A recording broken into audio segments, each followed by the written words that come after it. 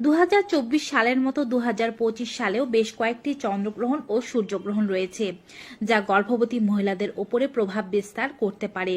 চলুন আমরা জেনে রাখি 2025 সালে কোন কোন সময় চন্দ্রগ্রহণ ও সূর্যগ্রহণ হবে। 2025 সালের প্রথম গ্রহণটি হবে একটি চন্দ্রগ্রহণ।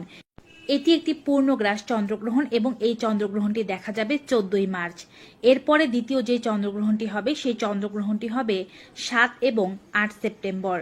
এই দুটো চন্দ্রগ্রহণই পূর্ণগ্রাস চন্দ্রগ্রহণ। 2025 সালে দুটো চন্দ্রগ্রহণের মতো দুটো সূর্যগ্রহণও রয়েছে। প্রথম সূর্যগ্রহণটি হতে চলেছে 29শে মার্চ এবং দ্বিতীয় ও সর্বশেষ সূর্যগ্রহণটি হবে 21শে সেপ্টেম্বর। তবে এই চন্দ্রগ্রহণ ও সূর্যগ্রহণের 100% সঠিক সময়সূচি এখনো জানা যায়নি। এই চন্দ্রগ্রহণের পূর্বে বা সূর্যগ্রহণের পূর্বে আমরা আপনাদেরকে আপডেটেড ভিডিও দিয়ে দেব, তার মাধ্যমে আপনারা জানতে পারবেন এই গ্রহণ কখন দেখা যাবে।